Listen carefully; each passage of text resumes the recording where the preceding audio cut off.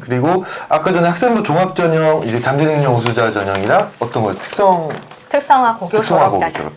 이 영남대학교만의 학생부 종합전형의 어떤 뭐 특징이라면 어떤 게 있을까요?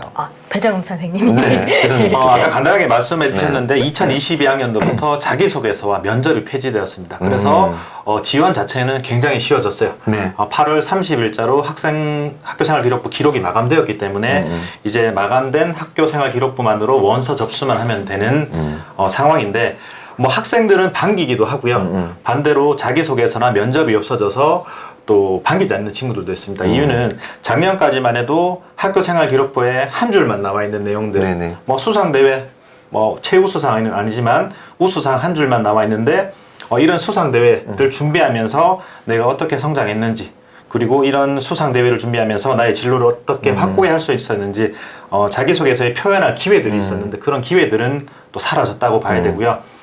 면접 역시 같은 선상에서 보시면 될 것 같습니다. 학교생활기록부가 완벽할 수 없으니까 네. 그런 부족한 부분들을 면접에서 변론이라고 표현해도 되겠는지 모르겠지만 네네. 뭐 방어를 한다든지 아니면 내가 더 잘하는 부분들을 면접에서 얘기할 기회가 있었지만 올해는 그런 기회들은 사라졌고요.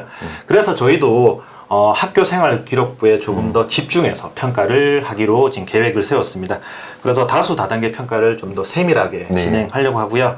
먼저 기초평가에서는 학생들이 제출한 학교생활 기록부를 바탕으로 저희 영남대학교의 4가지 평가 영역인 인성, 잠재능력, 전공적 합성, 학업 역량을 전반적으로 평가를 하고요. 여기 이제 영남대학교의 모든 평가는 평가위원 2인이 기준이고요. 네. 2명이 보게 되는데, 여기서 또 위원 간의 편차가 발생하게 되면 재평가를 하게 됩니다.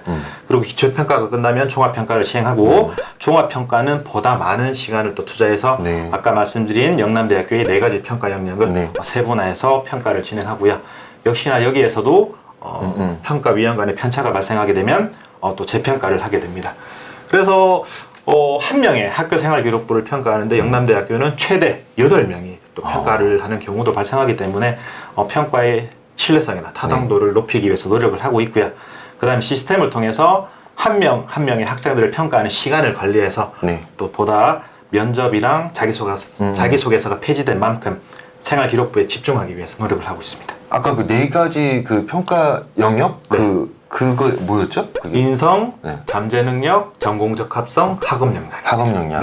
학업 역량은 뭐 저희가 추측이 가능할 것 같은데 나머지 것들을 주로 보는 뭐 학생부에서의 항목이 어떤 건지 그런 거 학생들이 되게 많이 궁금해 하거든요. 이거 좀 필수적으로 저희가 다 질문을 드렸었는데 많이들 대학들이 비슷하긴 하지만 그래도 조금 간단하게나마 좀. 일단은 평가 비중이 가장 높은 2가지 말씀드리겠습니다. 저희 4가지 영역 중에서 잠재능력 30%, 전공적 합성 30% 반영을 하게 되는데, 잠재능력은 영역명에서 보여지다시피 이 친구가 대학에 와서 얼마나 열심히 수학하고 또 열심히 다른 기타 활동들을 할 것인가를 판단하는 영역인데요. 뭐 당연한 겁니다. 고등학교 때 열심히 했던 친구들이 대학에 와서 열심히 할 확률이 높기 때문에 뭐 창체 일단 중심으로 보게 되고요. 그 중에서 뭐 자율 활동, 동아리 활동, 자동봉진이라고 하죠. 봉사활동, 진로활동 등을 중심으로 평가를 하게 되고요. 전공적 합성 같은 경우는 이 친구가 역시나 지원한 전공과 얼마나 매칭되는 활동들을 해왔는가, 여기에 더해서 관련 교과들은 어떻게 이수해 왔는지를 보기 때문에 창체와 더불어 교과 이수 사항 그리고 세부 능력 및 특기 사항들 등을 중심으로 평가를 하고 있습니다. 그 전공적 합성에서도 약간 뭐 진로 선택 과목의 그런 부분도 들어가나요? 올해 당연히 평가에 반영은 되는데 우선적으로는 이 친구가 지원한 전공과 관련된 어떤 과목들을 선택해서 이수해 왔는지, 그 다음에 성취도도 물론 중요하긴 하겠지만 그 과목을 어떻게 이끌어 나가는지, 이 과목에서 어떤 주제로 어떤 발표를 했는지, 뭐 이런 부분들의 그 활동 중심 또는 과정 중심의 평가를 할 예정입니다. 그리고 이어서 지금 이제 다음 주에 바로 수시 원서 접수란 말이죠. 다음 주가 아닌가요? 이번 주죠? 이번 주. 이번 주 금요일부터 수시 원서 접수가 시작이 되는데, 지금 고3 학생들을 비롯해서 지금 처음으로 이제 많은 것들이 도입되는 2022학년도인데 고2 학생들도 많이 이 영상을 보거든요. 네. 학부모님도 그렇고 그분들께 좀 해주고 싶은 말씀, 입시 전반적으로 또는 네. 뭐 영남대 얘기를 하셔도 좋고요. 네. 네, 그런 것 좀 부탁드리겠습니다. 어떻게 보면 고2, 고3 모든 학생들이 지금 2015 개정교육과정을 그쵸. 공부하고 있어요. 그래서 네네. 근데 2015 교육과정의 취지를 보면 학생들에게 이제 선택권을 확대함으로써 스스로 선택하고 학습할 수 있는 그런 형태의 교육과정으로 흘러가고 있습니다. 그리고 학생들이 스스로 선택한 만큼 어떻게 노력하는지에 대한 부분들이 굉장히 중요한 네. 교육과정이에요. 그래서 이런 부분들 때문에 대학 입시 마찬가지로 이런 부분들을 좀 많이 반영하려고 각 대학들에서 많이 노력하고 있습니다. 그래서 근데 종종 저희가 상담을 하다 보면 친구들이 저 어떤 학과 가려는데 어떤 진로 선택 과목을 선택해야 될까요? 이런 질문들 굉장히 많이 해요. 맞아요. 근데 꼭 내가 경제학과를 가고 싶은데 경제 과목을 선택할 필요는 없어요. 이 학교가 경제 과목을 개설하지 않으면 친구가 못 듣게 되는 거죠. 그렇죠. 그래서 그런 부분에 대해서 조금 너무 걱정하지 마시고요.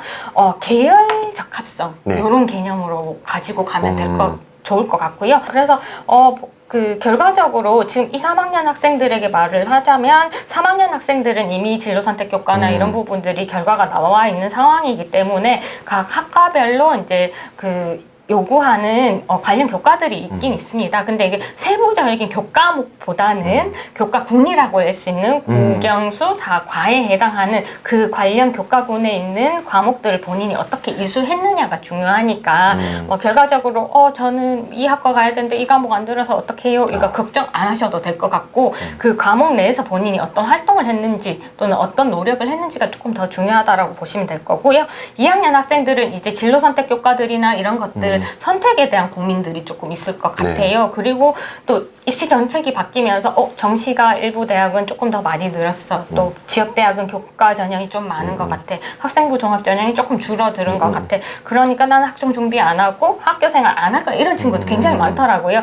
근데 실제 그 학교 생활이라는 거는 결국 공부하다 보면 수능 공부가 되는 거고 공부하다 보면 교과가 올라가는 거고 또 활동하다 보면 공부하다 보면 이게 학생부 종합전형 준비가 되는 거거든요. 그래서 본인이 어떤 것들을 좋아하는지에 대한 탐색을 2학년 때 꾸준히 해 가시고 그리고 교내에 관심 있는 분야에 대한 부분들을 지속적으로 본인이 좀 도전해 나가신다면 입시 준비가 아니라 나의 진로를 위해서 내가 노력한 결과가 결국 입시와 연결되지 않을까라고 생각을 합니다.